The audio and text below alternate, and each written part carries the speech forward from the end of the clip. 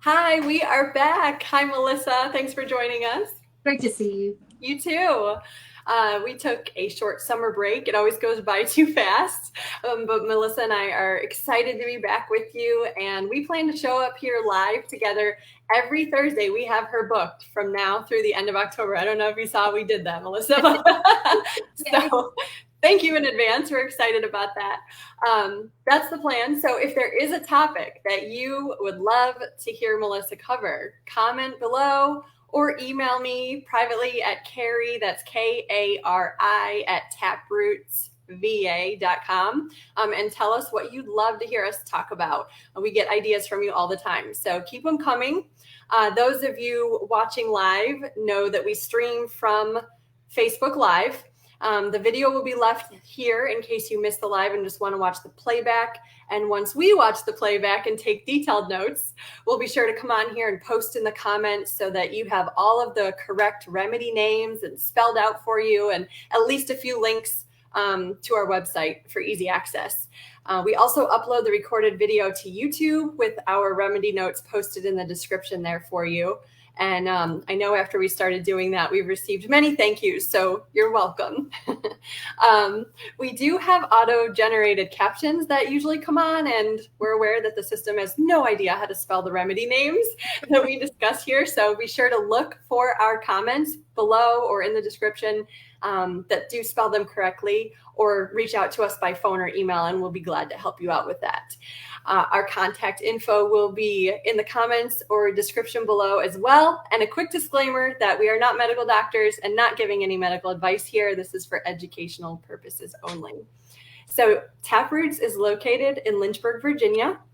If you're new to us, we're also online, and students here began school this week. How about there, Melissa? Yes, staggering throughout August. So it's been, a lot have already started. Some are getting ready to. Okay, same here. So if you're new to Taproots, we have a brick and mortar store here where we offer the widest range of homeopathic medicines in the greater Lynchburg area.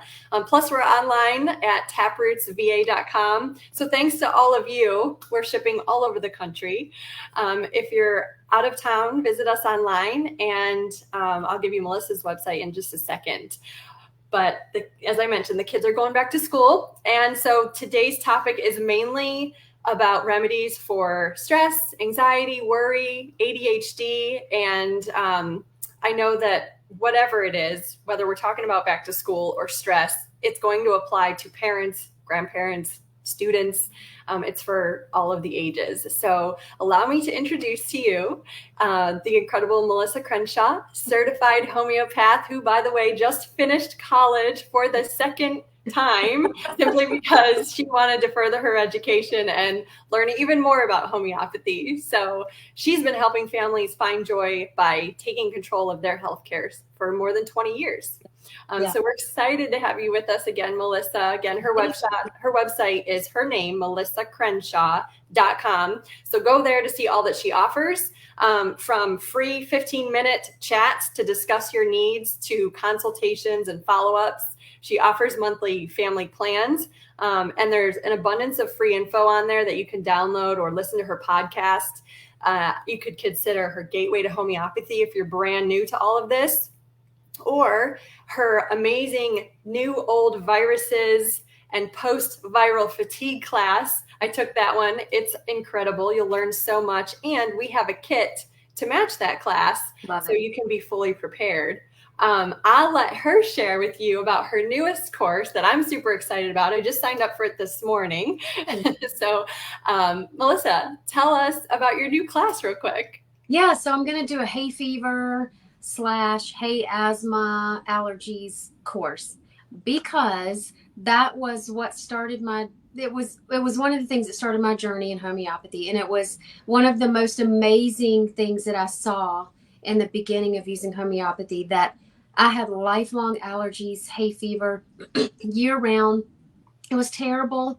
And so that's why I have on my website a free allergies guide. You can go and grab that for free just by going to my website. The pop-up's going to come up. You're going to get the free allergies guide. That's a great start. But this course is going to go much deeper, and it's going to show you how to find the best remedies for your allergies, your hay fever, hay asthma induced by allergies, allergy induced asthma. Terrible, terrible stuff. And the season is coming. So mine wasn't seasonal. Mine was year round, but most people are seasonal, and that season is coming in this area of the country. So I want you to be prepared. We're going to do that September 27th, and you can sign up on my website.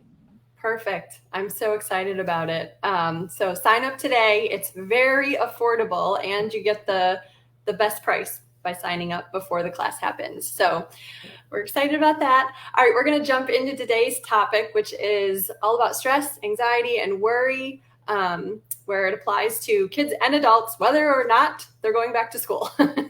So let's run through some of the most common symptoms that we hear about at Taproots from stressed out parents.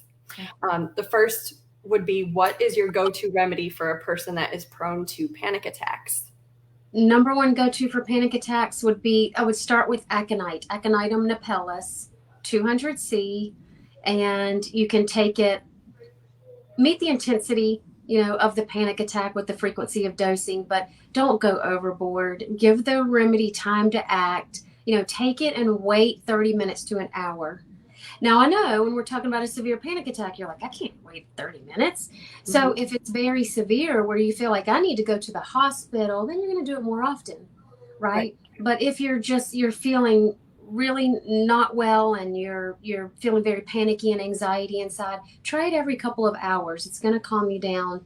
Just give it time to act. Okay, great advice. And if this person wakes up feeling like a panic attack is coming on, it's a daily thing for this person, should they just regularly take it every morning? You could. So you could try Aconitum every morning.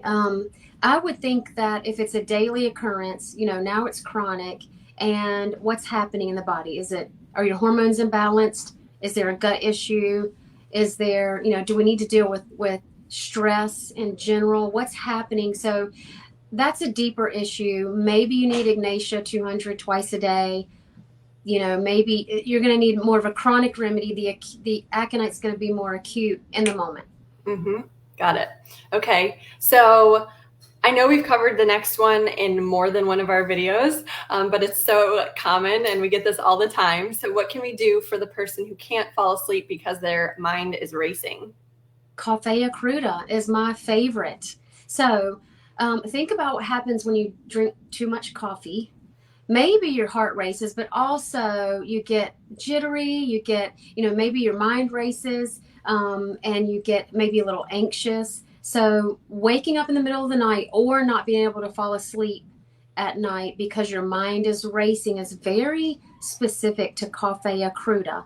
And my advice about it is start with a 30C and then maybe try the 200C. So there are protocols out there that say 200C twice a day.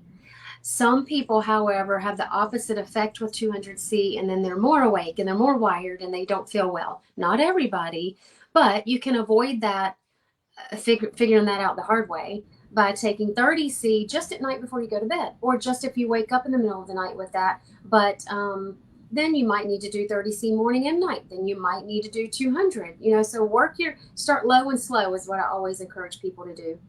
Okay. How about the person that can fall asleep easily, but they can't stay asleep? I think it depends on why they can't stay asleep. So again, if they're waking up with their mind racing, Coffea cruda, keep it in your nightstand. Keep it next to your bed if you're not keeping your phone next to your bed.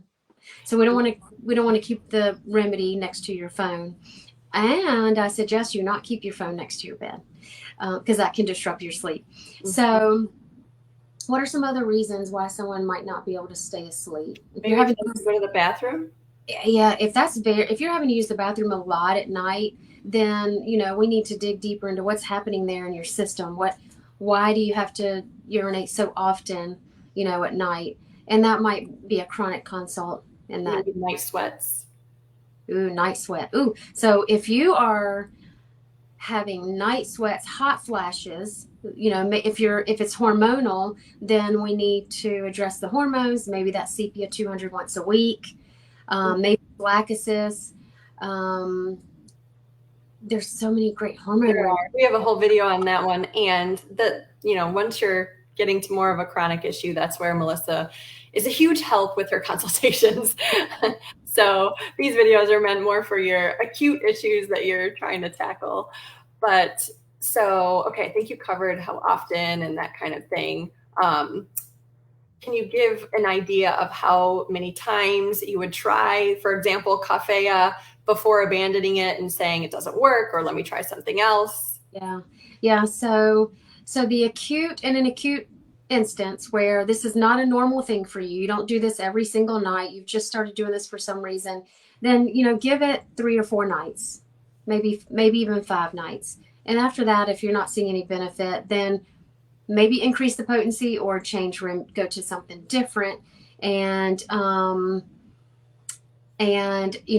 that, I would really have to look in the repertory and ask more questions. Coffea is like a number one go-to for mind racing. Okay. So if a person knows they're fatigued specifically from stress, which remedy do you think of for that? Interesting. Ignatia 200 twice a day. Okay. All right, write that one down. We get asked about high blood pressure all the time. So what are your thoughts on this? A chronic consult. Yeah, it's so, there's can be so many reasons. We need, there's so much, there's history, there's etiology, there's so many different things. There might be a Banerjee protocol. I was going to say there are a couple of remedies mentioned in the Banerjee book for it. Yeah. But I think they talk about aconite and roost tox. That's right. Yes, aconite and roost tox. So you could start there.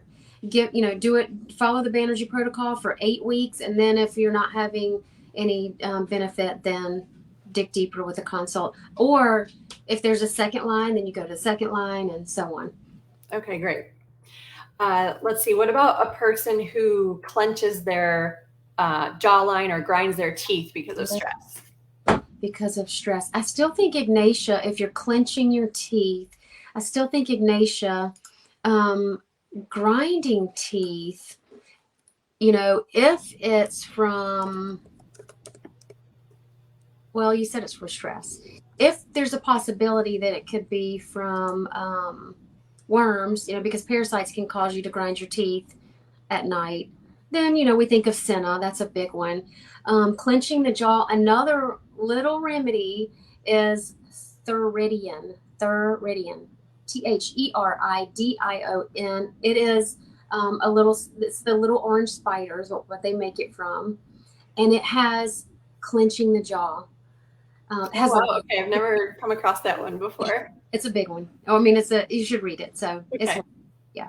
All right. What about a remedy for someone that needs to relieve some tension in their shoulder or neck area because of stress? Can I back up? Oh, yeah. Staphylococcus aureus. That's a common one. So Staphylococcus aureus being a common remedy that you probably have in the store, that's another good one for clenching the teeth. Okay, great. Okay. All right. So what was Staphylococcus? And you would start with a 30 or a 200? I would start with a 30 until see how you do, and then maybe you go up to a 200. Okay. So then I was saying a remedy to help someone relieve tension in their neck and shoulder area. Yeah. So especially because if it's in neck and shoulder, symphytum and roost tox can really help, especially, if there's pain, tension. Yeah, symphytum and roost tox. Okay, so think about this. If it's better for movement, you have the tension, but the more you move, the better it feels, then add the roost tox to the symphytum. If it hurts more to move, then add the bryonia to the symphytum. You might also think if it's muscle, very tight muscles, then arnica. Arnica is a great muscle remedy. And you could take all 3 of those at the same time. You sure can. Okay. Let's see. Those were really great suggestions to consider for stress. So let's take a look at kids struggling with anxiety in a few different ways. So what if and again, kids, adults, doesn't really matter here, but what if they can't stop sweating? So calcarb is a great remedy when there's lots of sweating, especially in kids. I would likely do calcarb 30 once a day. For a very sweaty kid. But then also, for anxiety, if it's anticipatory, Then we've got our AAA combo. Do you have that in your store? We do. Normally, we're sold out. We'll get more in a few days. Awesome. And that AAA combo is Argent Knit. Um, yes. Let's see. Argent Knit, Ambra, Ambergricia. Yep. and And Anacardium. that's right, Anacardium. Thank you. So when we think about kids going back to school, the anxiety can very often come from them anticipating. That's what they're worried about. What are people going to think of me? Do I have a presentation? Am I going to do my work good enough? Can I get everything done? They're anticipating what's coming. Right. So that AAA combo would be great for them. Okay, because I was going to ask about overall nervousness next. So you would say the AAA combo is the way to go. Good one. Yeah, that's a good one. And then maybe if it's a chronic condition where they have anxiety every day or most of the week, Ignatia 200 twice a day. Okay. Mm-hmm. When would you give Gelsemium versus the AAA combo? So I like Gelsemium when there is weakness with it, with the anxiety. So they feel very weak. They feel drowsy, fatigued. What if they feel sick in the stomach because they're so nervous? Then I might would do Arsenicum album when there's that sick feeling with nervousness. Gelsemium might still work there. Anticipatory anxiety might still work there. When you think of Gelsemium, it's got the 4 Ds, dizzy. So if dizziness comes, a lot of people get dizzy with their anxiety. So dizzy, drowsy, droopy, and dull. So the eyelids might look droopy. Their body is droopy. Like they don't want to go to school. They don't want to do any of these things. So the Gelsemium has the 4 Ds, and that's when I would give it. Okay, so let's go a little further here and give an example of a couple different types of nervousness. So, for example, a test could be nerve-wracking, but so could a first date, right? But different kinds of nerves happening there. So somebody might be dreading the test while they're anxiously awaiting or looking forward to a date. So how would you differentiate there? I think you're still anticipating, so it could still be the AAA. I don't know. I'm not thinking right now of any time when I would. If there's anticipatory, whether you're excited or dread, it's still anticipatory. Okay. It's what I'm thinking in my mind right now. Okay, great. How could we help a parent or grandparent feel calm if they're constantly worrying about their child's health or safety?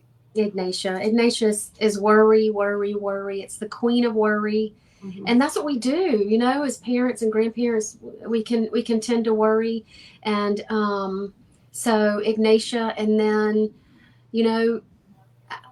Carrie, I didn't ask you if this was okay, but this is who I am. We have to look at the Lord. You have to lay your worry at his feet. We're not supposed to carry that. So we have to go to him first.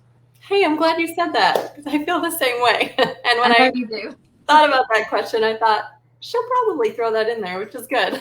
So, okay. So I had my family follow the Thuja 30 virus prophylaxis before school started. And if someone watching has no idea what that is or missed out on administering that to their family before school started, should they still consider doing it now?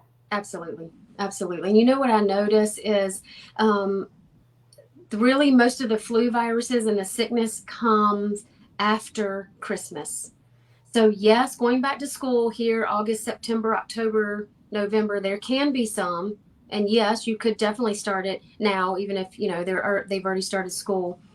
But I would definitely do it in November, December, because January after travel, because everybody travels with, at Christmas, and all families come together. It's like January, then it hits. Right. So this is something you typically do a few times a year, like before school starts, after the holiday season when everyone's been traveling and you're going back to school, maybe again at the end of the school year before they get into new summer activities. Mm-hmm. Yep. Or if you're moving to a new state, moving to a new area, going to be around a whole bunch of new people. 3 times a year, I think, is a great idea.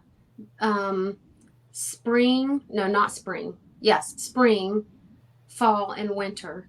I don't do it for the summer months. But this summer was crazy. Yeah. I mean, you might want to even do it quarterly, at this point, because summer was nuts with people getting sick. I mean, we did it at the end of the school year going into summer just because of summer camps and things, happening. Right. But yeah. Mm-hmm.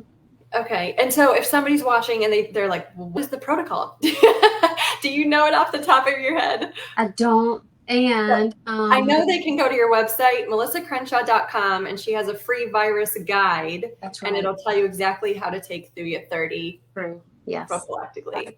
Prophylactically, meaning to prevent the virus. Yes. So, okay. All right. And last question, unless somebody types a question for us, would you share your homeopathic protocol for ADHD or helping someone to focus during the school year? Interesting. I don't have a protocol for ADHD, but I believe the Banerjees have a protocol. Yes. And I think that it's Athusa 200 every 3 days, the first line, and Stramonium 6C twice per day. Sounds right. Athusa 200, I believe. And then, yes, Stramonium 6. So when it says Athusa 200 every 3 days and Stramonium 6C twice per day, where they're not combined, they're by 15 minutes. So when I take a case of ADHD, I look at the whole child, the history, what makes them better, all the things, modalities, etiology, everything. And sometimes I use the Banerjee protocol if I feel like that's a great, fit. But anybody could just start with the Banerjee protocol. Right. And then, like you said earlier, there's a first line, second line, third line. So very good. Thank you so much. If you are watching, you found the video helpful in any way, please give it a thumbs up, share it, or give it a heart. Leave comments with future topic suggestions, because we know that there's something you're dying to hear. And if you'd rather share that privately, you email me at Kari, which is Kari, at taprootsva.com. Thank you, Melissa. Visit her at melissacrenshaw.com. Visit Taproots at taprootsva.com. And we will see you next time. Yay. Bye. Thank you. Bye.